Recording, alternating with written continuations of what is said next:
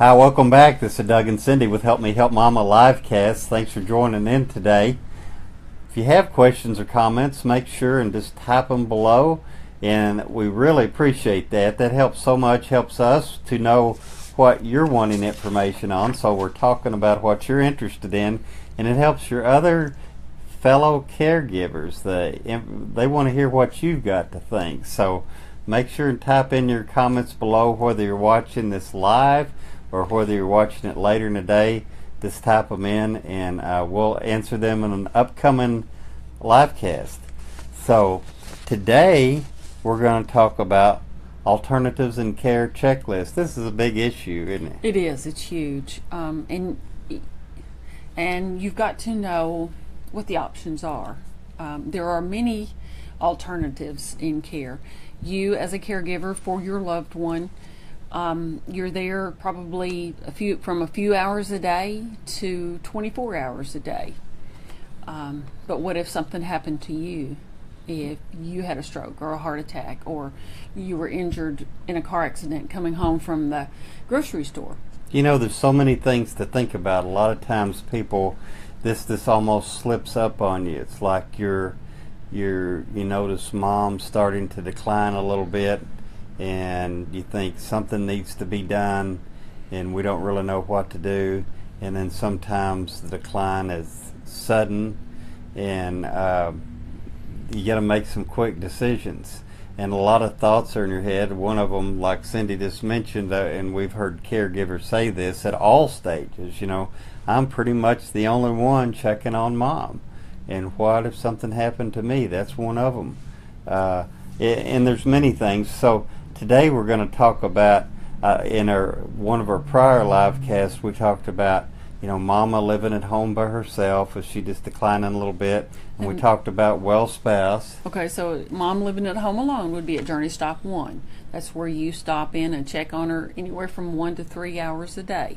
Journey Stop 1. She's doing okay. Some things you need to look at that we talked about was making sure the home is safe, get rid of throw rugs, and see if there need to be any handrails or things like that. But today we're moving on down. This will be like at Journey Stop 2, where she's starting to need more care, and more help, and leaning on you just a little bit heavier. That in Journey Stop 2 is typically 3 to 6 hours a day, and so this is some serious time involvement. You're gonna be really checking on her and determining what all needs to be done. And at some point, one of the kids determines, and some of them have this freedom or flexibility. Well, maybe I'll just move in with mom in her house. So that's some things we're going to talk about today. One of the adult kids moving in with mom. Maybe they're divorced, maybe they're single, maybe they're just in a situation where they can actually just physically move in with mom in her house. And one of the things to think about, and it helps to run this idea, obviously talk with mom about it if she's got capacity, and maybe talk with other siblings, talk with other folks to see, will this work? Is this a good idea? As best you can, make a realistic determination. Is this even a good idea? Do you know what you're getting into? Do you want to do this? Do you feel like you need to do this? Is this in your best interest? And most importantly, is it mom's best interest to do this, to move in with her? And will you be able to be there enough to provide the care that she needs? Sometimes by the time people realize that, mom needs some help, and I can move in with her, and you do that, but then you have to go off to work. So you call her once or twice a day, and you may have a video cam in there, and a medical alert necklace for her, and you may think that it's enough, but it may not be enough. So maybe you can, if you do work, you can be there like at night, and maybe weekends. But what about during the day? Will you still have to get outside caregivers, and who would pay for that? $20 an hour. So who would pay for that? Are there other siblings that could come during the day if you're not there and help? So all of this, some sort of a family schedule maybe would need to be implemented. If there's other family members to help, sometimes there's not. But again, is it a good idea? Is it in the best interest of Mama? Who would be there to help? What other kids would be there to help? Is it enough help? Is it another? And if you are moving in with Mama and you're going to quit your job to do this, do you need a care agreement? Will Mom pay you for being there? If she is, you do need the care agreement. And what services will you provide? And we have kids that say, "Oh, it's not about the money. It's my mama, and I love her," and I understand that. But a lot of times, just the practicalities of it, we see a lot of people that quit their job, and it's a huge financial hit.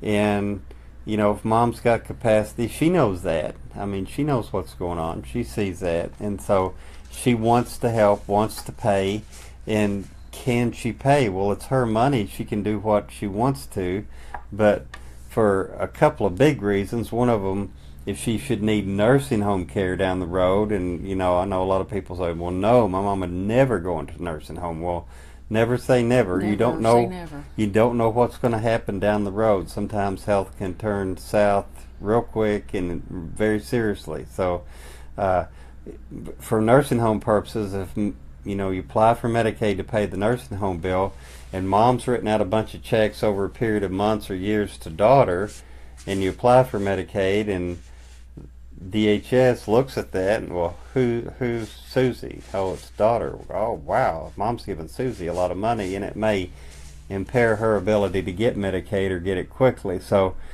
if she's going to be paying you, check with an elder law attorney in your area. You may need some sort of written care agreement, care contract, and you may not, but that's something to check on. And if you are the caregiver and you're moving in, you quit your job, that may mean that you're there 24/7, and doing anything for 24 hours a day, 7 days a week can really wear you down. So I would suggest that you consider on the front end planning some respite for yourself. It may be a month out, it may be 3 months out, but plan a weekend away or a day or a few hours a week, because it's like they say when you get on the airplane, if the oxygen mask drops down, that means you're going to need oxygen to breathe. And as being a caregiver, you're going to need some respite to be able to continue. So if your oxygen mask drops down, put yours on first so you can continue to help Mama. And the other big reason for getting this in writing and agreeing to it up front is to nip any family disputes in the bud. Nip it in the bud. Just right in the beginning. So if Mama's going to pay you and there's other family members involved, this ought to be like an open discussion. Like, I'm going to be here taking care of Mom. She's going to pay me so-and-so. Have a written agreement, and then make sure everybody knows about it. It's a lot better to do that in advance than later on, and they say, "She did what? She paid you how much?" And so all of this needs to be worked out in advance if it can be worked out. And if it can't be worked out, at least you know that in advance, and you can take that into consideration in what you actually do. Respite time, that's another big thing. If you're there taking care of your mom in her home, you're living there, a lot of times we've seen situations where the other siblings say, "Well, we're good. You're there, Mom's there. What's the big deal? You're there. You got it. You got it." You're there like all the time. You're it.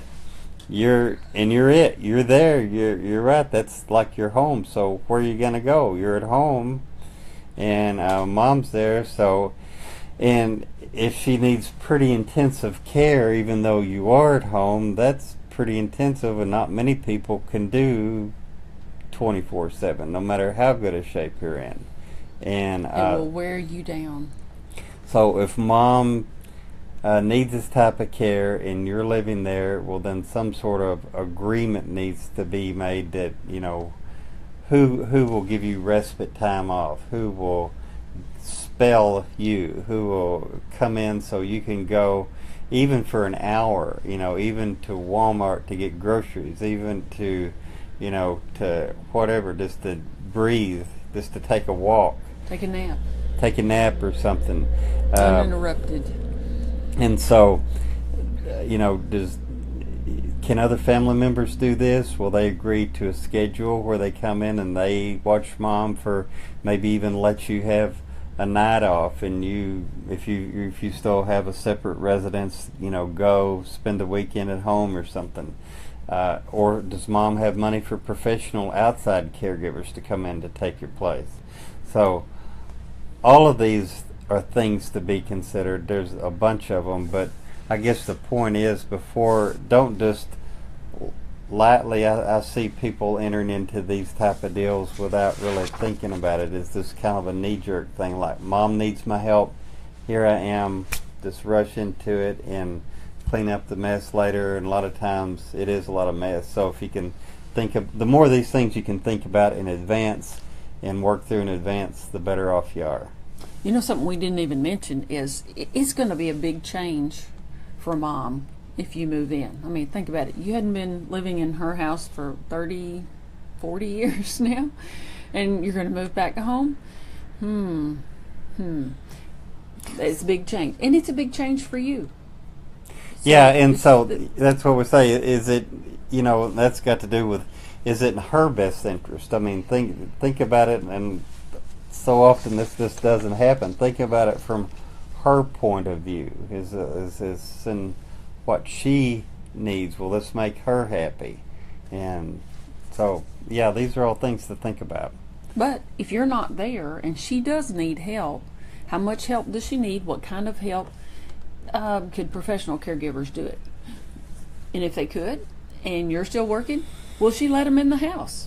Because we've had several clients that said, they're not coming in my house, So yeah. you're in a bad situation there. So a And lot of things to think about. And sometimes with Alzheimer's, especially in the early stages, I know we just had a friend that was in a situation with her mom, and mom didn't really want anybody in the house, like even the kids. I mean, if they came, mom would say, can I help you?